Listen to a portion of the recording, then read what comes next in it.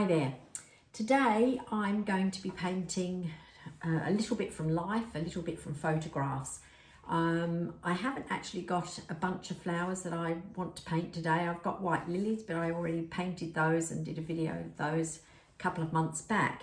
So I've had a look around the garden, and the best that I can think of today to make a video that's easy for me to do without trying to pick the few flowers that I have got is to paint my beautiful potted Little Gem Magnolia.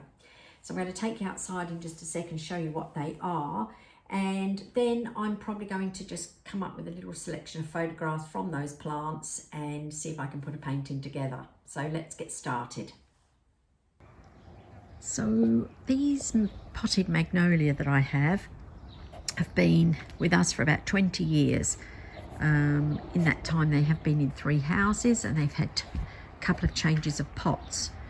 But what I can always guarantee is that when there's nothing else much going on in the garden, these continue to delight me with so many different times of the year that they do give me blooms. I'm going to be painting on a half sheet today, which makes it a little tricky to get into the whole video.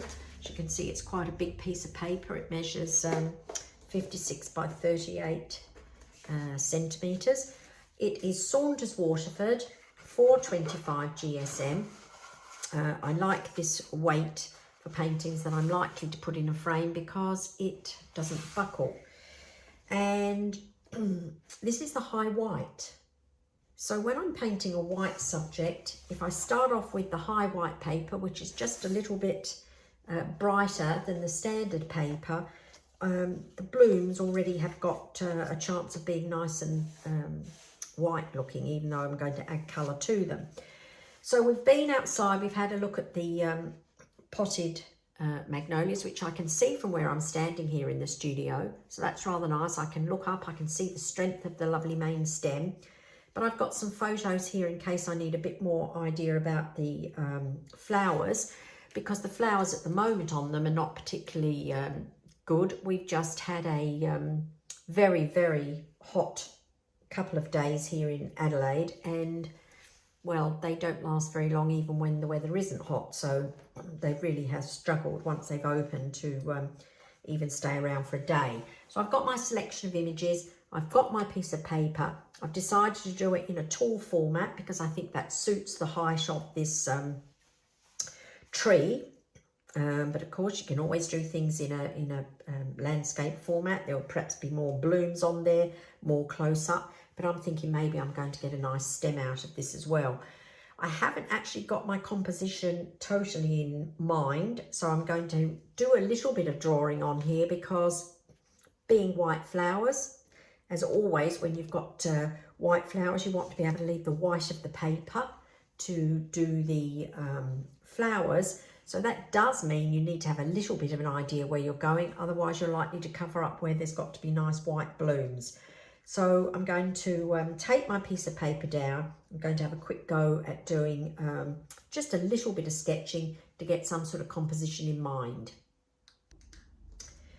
I'm thinking of having my main stem not in the centre, so off centre, so perhaps coming out over this side, a lovely main bloom down here, and I have this photograph which is not a bad shape, which could suit as my main bloom. Then I could have a couple of blooms that are yet to open to fill up the space up here, and perhaps plenty of greenery and dark twiggy bits. So that's a little bit of a plan. So I'll just have a go at doing a wee bit of sketching so that I can get into the painting.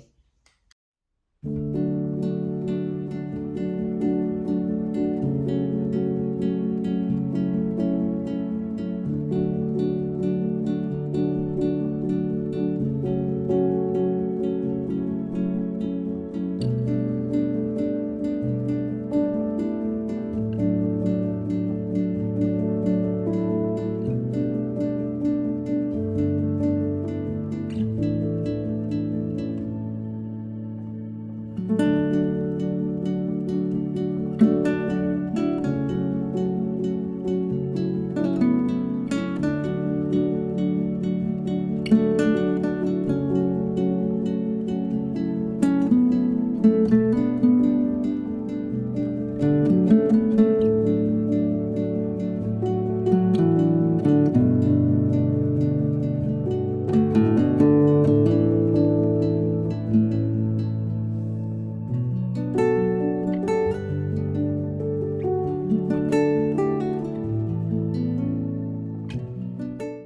might not be able to see my drawing that well. I've kept it pretty light.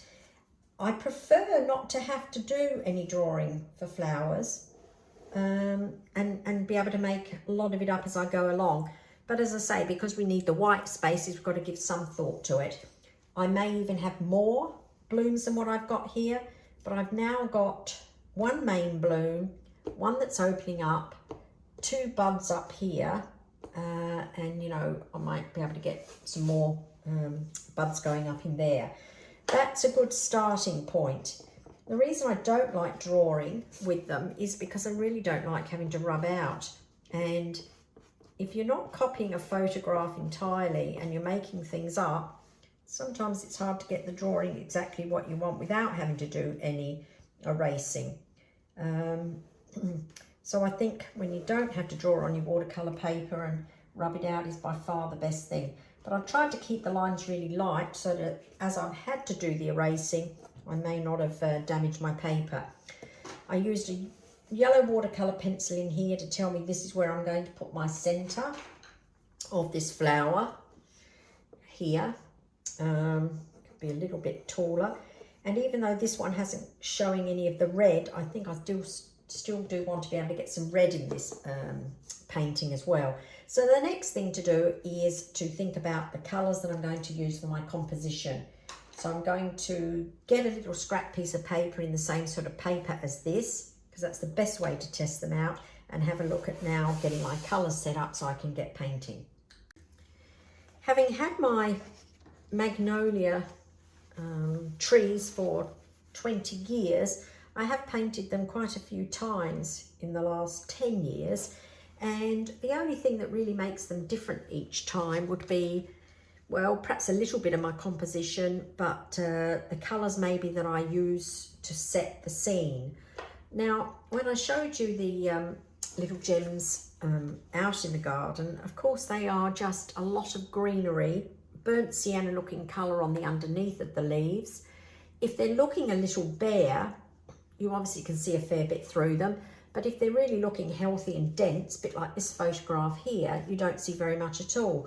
But when you're going to be making a painting, you've got to find ways of making it look interesting, and I certainly don't want just a great big green heavy looking painting without much other colour on it. So I've got to think about ways of making it a bit interesting.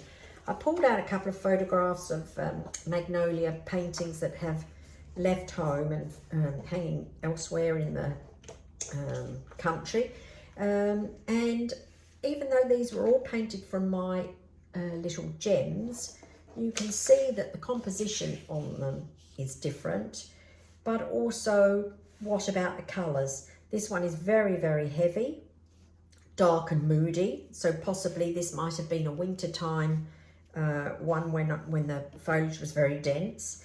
This one here, they're a little less spacious. There's a little bit more warm colour in the background on this one. So possibly that could be from a summertime one. This one here, looking a little bit cooler again because of the dark colours that I've got in the background here, which looks like a fair bit of indigo. So I've got to set the mood for the blooms to create something that pleases me, and I'm liking the palette of this one, so I'm going to have a closer look to see what that is. This was probably painted, I would think, about 7 years ago, so there's no way have I got the details of what that would be, but I'm just going to look at it again. Now, painting the swatches, it's good to do it on the same colour paper.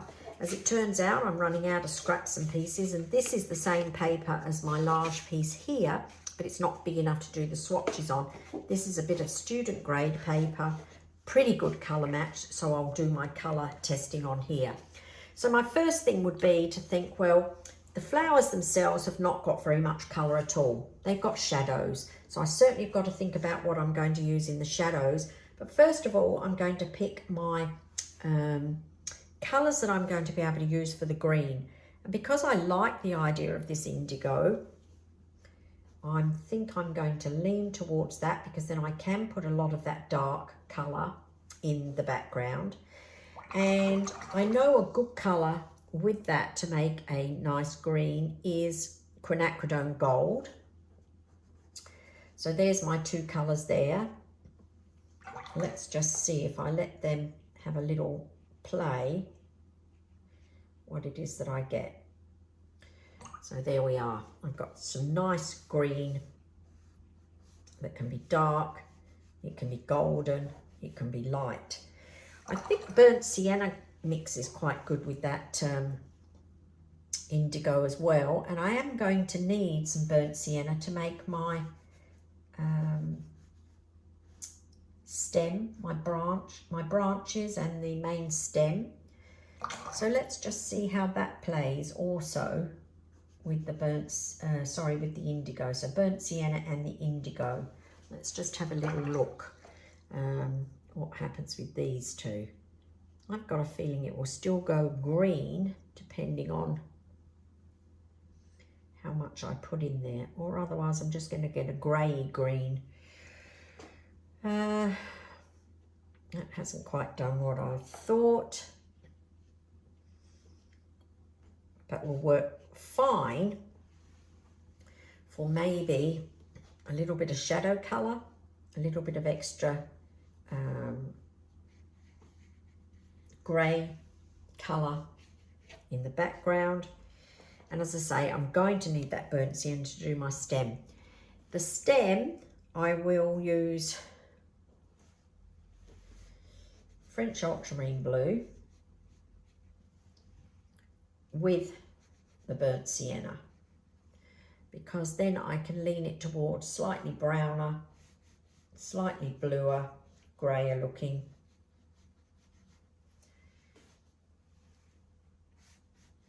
I can get my stem from that. So there, I will have the blue, two blues, that gold, burnt sienna, and I do want to have some of this red colour.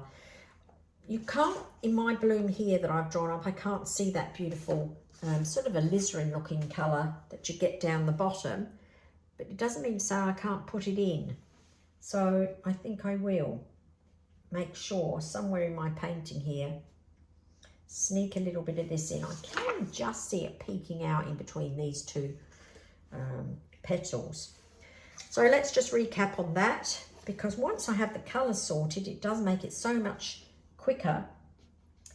It means you can get on with the creative process if you're not having to worry about what colours it is that you want to get. So I've got alizarin, it's permanent alizarin crimson that I use. These are all Winsor & Newton, Winsor & Newton Indigo, Winsor & Newton French ultramarine blue, Winsor & Newton burnt sienna,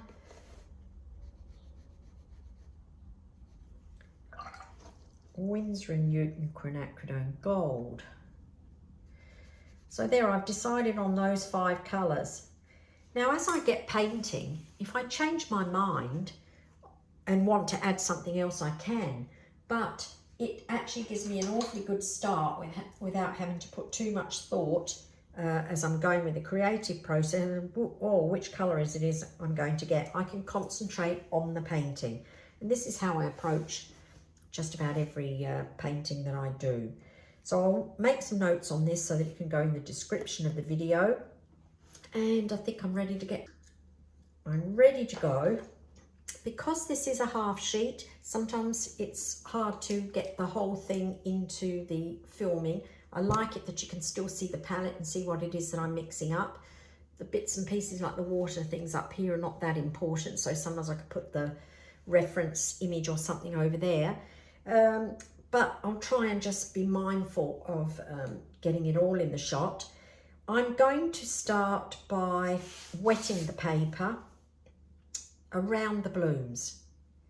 If I add the water around the white shapes, I can get some first wash of a background colour in without it going into the flowers.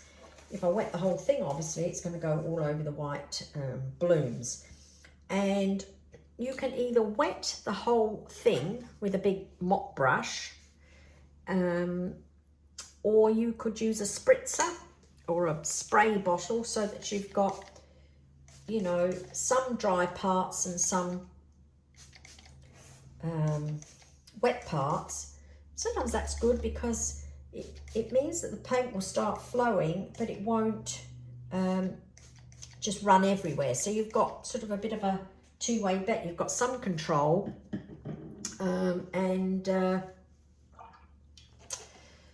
but places where the water is, it can take off. So I'm just going to have a little think about the mood of this. I like the idea of some of the blues up in the top. So I might start just putting down some blue paint up here and get the painting heavier as it comes down here. I really absolutely don't know what I'm doing with the backgrounds. I like to make a lot of it up as I go along and react to one brush mark that goes down leads to another. And to me, this is the excitement of painting in watercolour without a real reference photo where you're actually having to use your imagination and reacting to what's going on there. So I've got a few colours here already in my clean palette. I'm using a big mop brush, which means then that I will still get lots of soft strokes and not little hard lines. And at some stage or other, I have to bite the bullet here and get going. This is always the scary part. It doesn't matter how many paintings I do, I always get scared with this very first part. So what I'm going to do, I'm happy to talk if I feel I can paint and talk, but sometimes I may just have to put it onto painting only, so I can find my way. And always this first washes is exactly that. It's finding your way. So using the water that I've put down here and just dropping in the gold, the two blues, avoiding the white shapes of my blooms. Maybe I could get the feeling that this is coming out into sunshine over this side. I just start adding colour. And then, depending what I've got from this, dictates where I go from there. So I think I will stop talking so that I can just put paint down now and try to make a good first wash. You need a foundation really to build on for the next step. So if you don't get something here that you like, you're probably not going to feel like you want to take the painting any further. So I'll stop talking and I think I'll just paint away.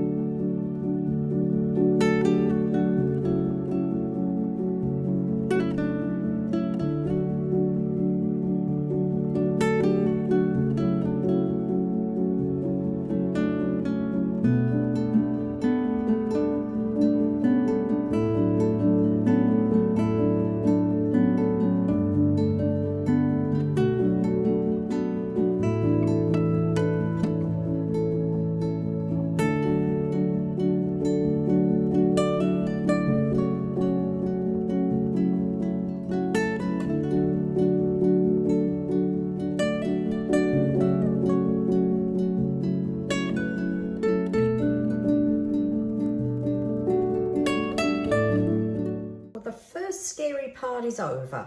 I've used a big brush. I did have to pick up a tiny brush when I got a blob of paint somewhere on my white petals, but I've tried to just fill in everywhere where I think I don't want white paint with the colour palette that we already had a look at, making sure I varied it all over the place so that when the first wash dries, I can have a look at it and see what interesting combinations of the colours as they've melded together have made, what marks I've got, and what it is that I can do next. At this stage or other, when you get painting like this is at the stage where you can look at it and think, oh my goodness, what have I got? Am I going to be able to do anything with it? But every painting has that. And you just have to have faith that you've made your colour choices, your composition's not too bad, you've got the first washes down, let them dry, and then have fun trying to build up on what's happened there. This particular main flower here, I needed to be mindful of not covering up the white petals, but I can see a little part of the background here that should be in there. It would be easier to put it in here now so it melds in with the rest of the background as opposed to looking like I've painted it on top afterwards. So because it's a small area, I'll just get this small brush just to fix up that little area. You can see when you paint with a small brush, it's not as free flowing. You've got very contrived looking strokes. It's very hard to make them look soft. So I always say use the biggest brush that you can to get the job done. It will mean being looser than if you're fiddling with a small brush. So I'm just looking at that original image that I had of my main bloom and just making sure I haven't got any funny little bits that would be easier to fix up now than after this first wash has dried. Those funny little marks there, I don't know what they are, but let's just tidy up around there. This one up here doesn't matter quite so much, it's up in the light. My main stem, as you can see at the moment, is pretty lost. It's just colour up there to indicate where it's going to go. But I'm looking at my stage here and I'm thinking, right, all you've got to do is let it do its own thing while it dries. The whole time you have moisture in your paper and you have wet paint, it will carry on doing some fusing of colours itself, because some colours are more dominating than others and they will find places to dominate and leave their mark, and others will fade away. There's a bit of a funny old watermark going on down here, but it really doesn't matter because this is the first wash and I've got to trust my process and leave it alone and let it dry. So that's what I'm going to do now. I'm not going to take the hairdryer to it. I'm just going to leave it here, perhaps pop and have some lunch, come back and carry on filming with what's happened. Just fix up that other little one. There's always some funny little shape. I just don't want that left like that. There we go. Okay, so time to leave it alone. My first wash is dried. I didn't take the hairdryer to it. I've just let it dry on its own, so the colours have had every opportunity to do their bit of playing. So now I have a look at what I've got here to build on to get my next part of the painting done. Basically, with most paintings that the way I do them, I've got the 3 steps. The first one is to cover up as much of the white paper that you don't need with a background wash. The second one is to start working on the actual subjects themselves. So that would be the flowers and the stems and the branches. And then the third step would be to do the tweaking and fix up any funny little marks, or if there needs a little bit of extra depth of colour and so forth. So this next step is actually still quite a creative process because, as I showed you at the beginning, I have these images of the flowers but you know, I don't really have any one finished photo. I've actually still got to make it up and pull it all together. And I do that by looking at what I've got here and seeing where else I can put some things. So obviously by the time I paint the stem in, that will set the scene a little bit for the strength of the painting with the main stem. Then I've got to have an idea that there's branches leading out for these other blooms to come from. Where I've got light marks, this could well be more flowers in the background. Over here too. I still work going around the painting as a whole to try and bring it together. So with that creative process in mind, that can take quite a long time, and you're not going to want to sit here and watch me paint for 2 and 3 hours. So I'm just going to put it onto speed painting. You can fast forward even faster if you need to, but you can see how I'm going to start building on this. And then I'll come back to you at the end when I'm ready to do the tweaking bit and just let you know where I'm at and what I'm going to be doing next.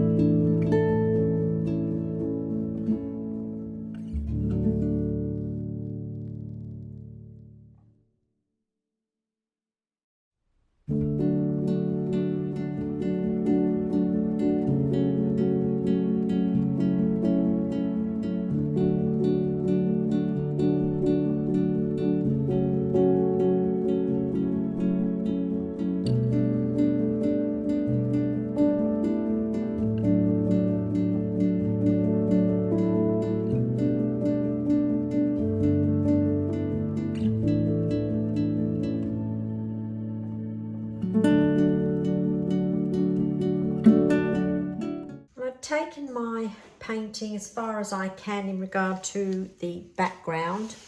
A lot of negative painting to bring out some extra blooms. Lots of twigs, my main stem, and plenty of dark colour.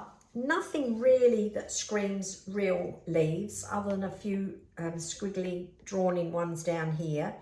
But I think it tells the story that there's a lot of foliage going on in there. You don't need to actually draw every one. So what I'm left to do now is this main bloom here, which is the only one that's got the actual centre showing. So I'm going to have to paint that reasonably carefully. I didn't pick out a particularly pale yellow to use with it. And at this late stage, with everything that's going on in here, I don't think I will. I think I'll just try and make my centre up from the gold that I'd already picked. I'm going to give myself a bit of clean up on here so that I've got some clean colour to make this with. I've been having a bit of a play with the shadows on the blooms. Not totally happy with what I've picked there, but I have made it up out of the colours that are already in here, which I think is reasonably important, even if it's not your favourite shadow colour, but trying to find something that will work. So I'm going to clean up my palette and have a go at this last flower, and then I think I can call this one done. Clean palette, clean water, time just to do this last flower. And this was the bloom that I based the drawing on. It's not quite the same as that, but that doesn't matter. It's to give you an idea. I was thinking about this shape in the middle here. If I didn't want to paint it with the gold paint, which was on my colour chart, which possibly may not be exactly the right colour that I want to use, I could always use a watercolour pencil. So I've got a couple of different yellows here. Maybe they're about the same. Chrome yellow. Yeah, so these are the same. So if I tested this on my piece of paper here, looking at these little marks, given they're really tiny little things, rather than try to have to do them in paint, which, you know, can still work out okay, you could use a watercolour pencil. It needs to be a little bit sharp to be able to get that, so I just might have to take the sharpener to this. But I could get what I wanted from doing something like this with the yellow pencil. So perhaps I'll quickly give that a sharp and get a nice fine point in it, and I'll use that in my middle part in here. When you use the watercolour pencil, you can use it dry like this. You can use it by dipping it into the water, or you can then just add the water to the pencil that you've put down. That works as well, and just smooching that around a little bit.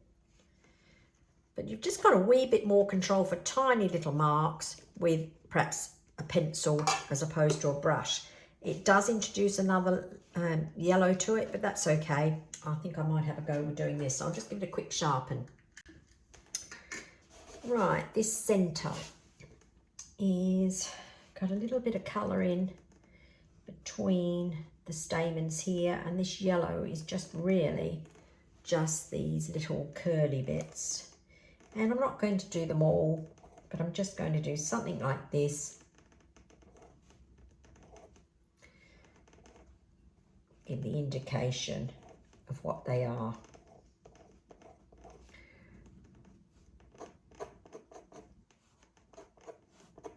I do want to get that little bit of red in there. I fancied having that in just because it helped put a bit of extra colour into the painting. And yes, I can't see it in there, but I can see it in others that are here. So I'm going to nip a bit of it in down here.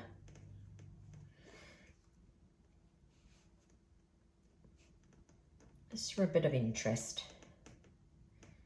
If you could see more of this centre, there would be more of that red. I'll just go with that.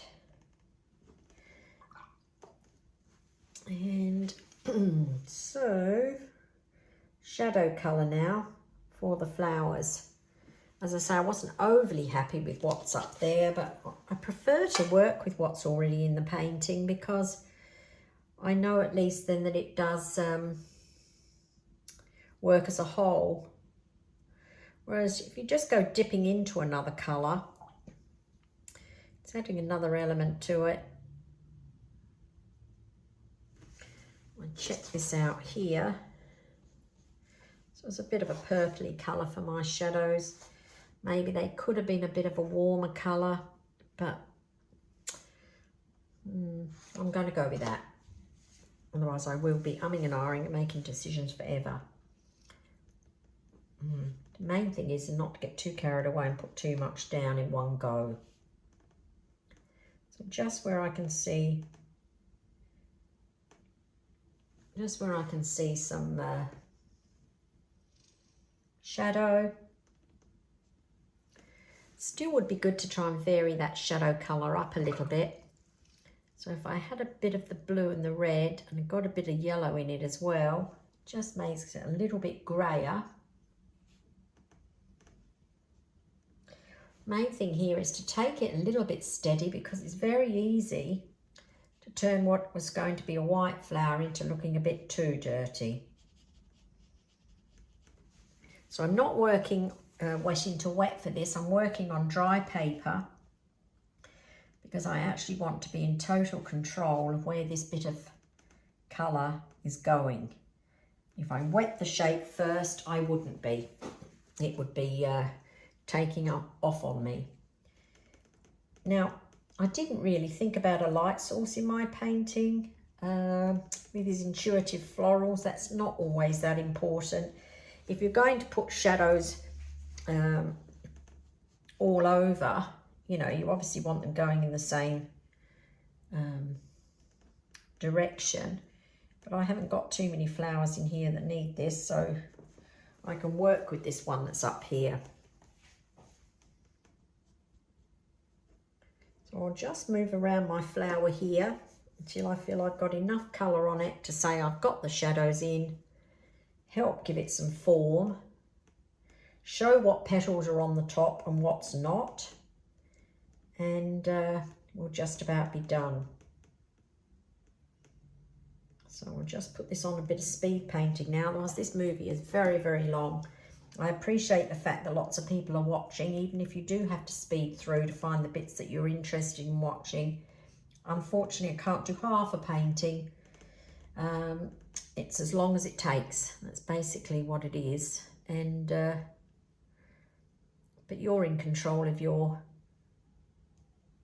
watching, and you can speed it up and find the bits that are showing you something that you want to see.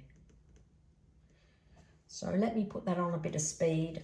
I can also concentrate a little more and get my shadows in exactly where I want them.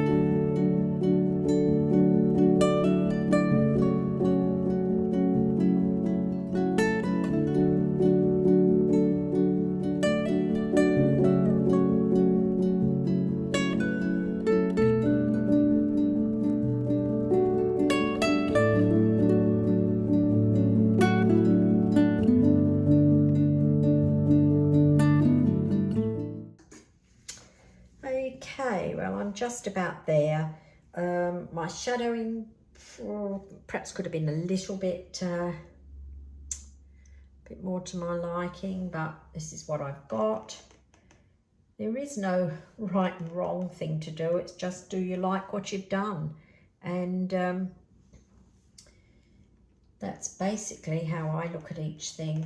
It's not an exacting science. It's just putting paint down, moving it around, and hopefully getting something that you do like.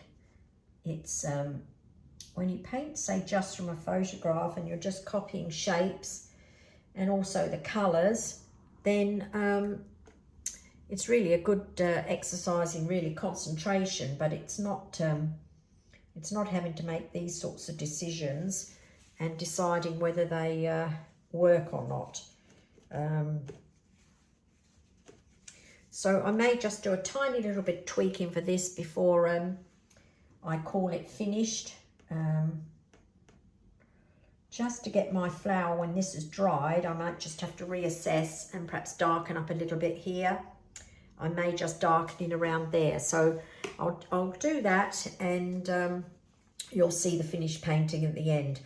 Well, I hope you've enjoyed the process of this one. It's really like many of my other YouTubes that I've got up there. It's me showing you not necessarily how to paint this, but how I paint it. We all paint differently, but I think it's always good to see how somebody else goes about doing something. What's their thought process? Looking at bits that work and working out, well, is that something that might be good, you know, to add to what you do? And that's basically what this whole thing about sharing art's all about. So thanks for watching this one. Until next time, bye.